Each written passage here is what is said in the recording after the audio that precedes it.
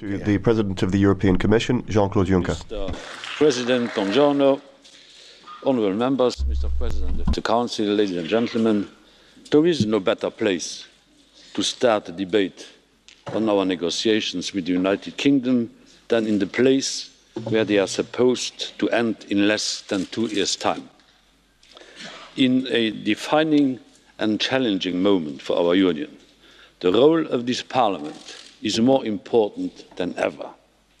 You must scrutinise and validate the final agreement. No negotiation, no separation without representation.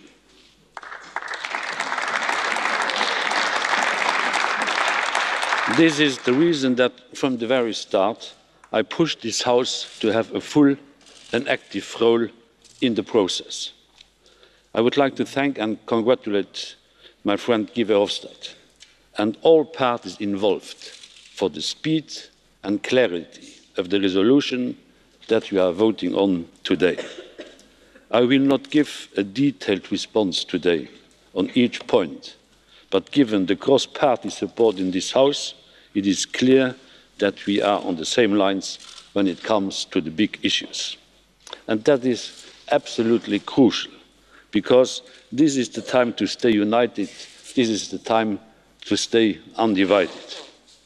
During these negotiations, every one of our institutions and every one of our 27 member states must be signing from the same hymn sheet.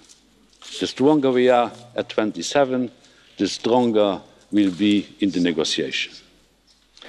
You already know our chief negotiator, Michel Barnier, very well. But over the course of the next 2 years, you will become even more familiar with him. I have to say, before the start of the negotiations, that he is doing a good job. Sometimes, not very often, I'm taking wrong decisions. But don't laugh.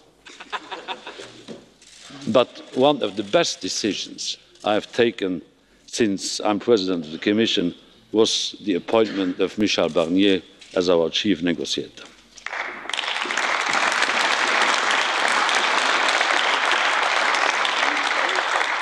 It is normal that your Parliament will have a say on the final deal. But more importantly, you are the checks and the balances during the negotiations themselves. This is fundamentally a constitutional question for our Union. A third country cannot have the same benefits as a member state. This Parliament must and will ensure that this reality is fully upheld over the course of the next 2 years. We will, of course, negotiate in friendship and openness, not in an hostile mood, with a country that has brought so much to our Union and will remain close to our hearts long after they have left. But this is now the time for reason over emotion. Sehr verehrter Herr Präsident, meine Damen und Herren. President, ladies and gentlemen, colleagues. Es geht bei diesen Verhandlungen In these negotiations, what's at stake is not just treaties and paragraphs and provisions. It's not just diplomatic ping-pong or intergovernmental blah blah. What's at stake here are the lives of millions of people. Millions have family or professional links to the United Kingdom. They have taken life decisions. They have thrown themselves into their work with confidence in the trustworthiness of the European Union. They've sent their children to school. They've set up successful businesses. They have built a life that they expected to be able to continue. And if we do all of this, we have to work on their behalf. The Commission is speaking to all of those directly affected on both this side and the other side of the Channel. Workers, students, pensioners should not be the ones who pay the price for Brexit. People are not negotiating chips.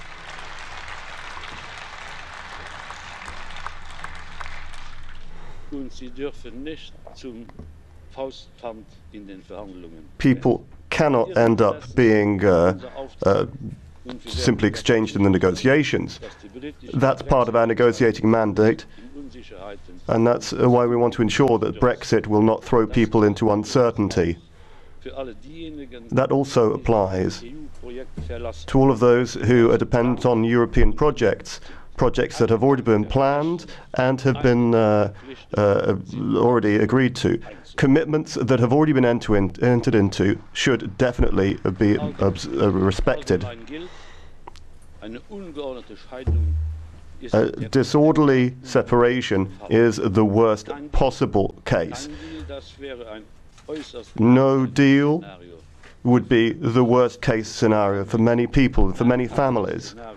It would bring disadvantages for research, for cooperation, for trade. No deal means no winners. Everybody will lose.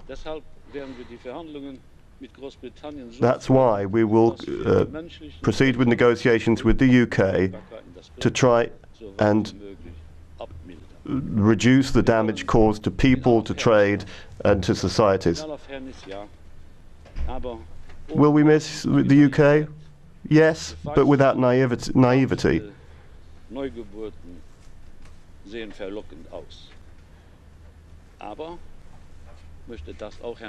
Now, I want to say this to Mr. Farage. It's not the European Union that is leaving the UK. It is the UK that is leaving the European Union.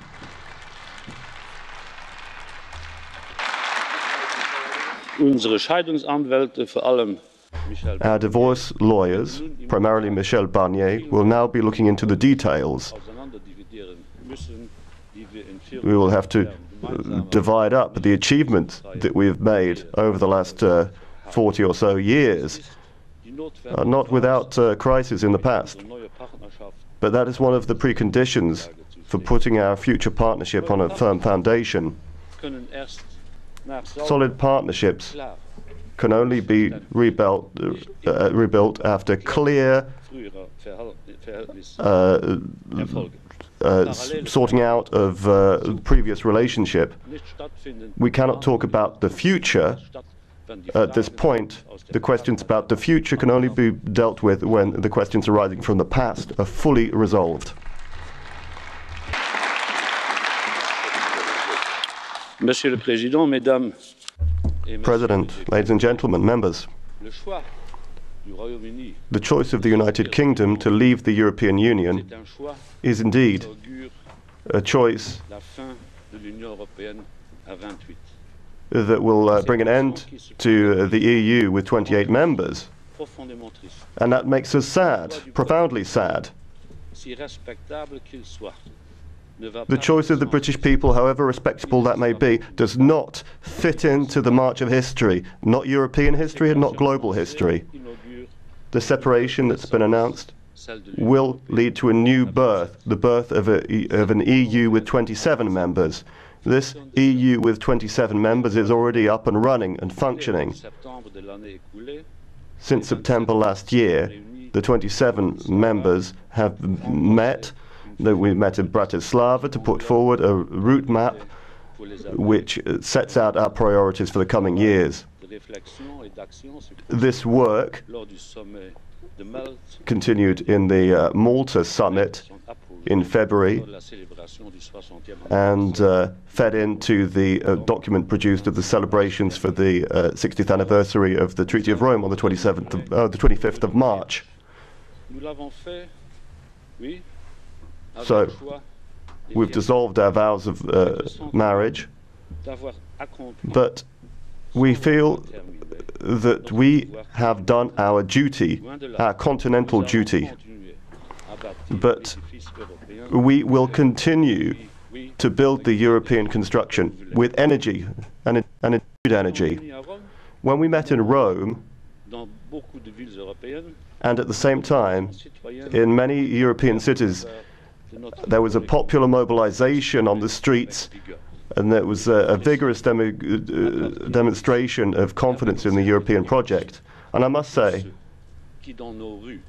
that all of those who stood in our streets and marched for Europe They remind me of the founding fathers of Europe, and I say that with some emotion.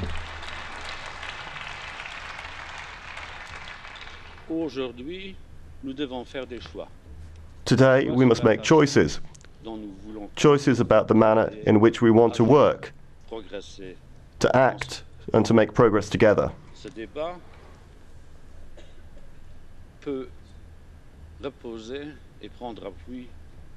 This debate can be based upon the white paper produced by the Commission. The debate on the future of the EU has to be held across Europe, together with national parliaments, together with our regions. We need to work together with our civil societies, our artists and creators, and without their contribution, we would not have become what we are today. The choice that we are making today, the choices we'll be making tomorrow and in the coming years, have to take into account implications not only for the European Union, but the consequences for the generations to come. History will judge us not upon just what we have done, but what we have left to future generations. Thank you very much for your attention.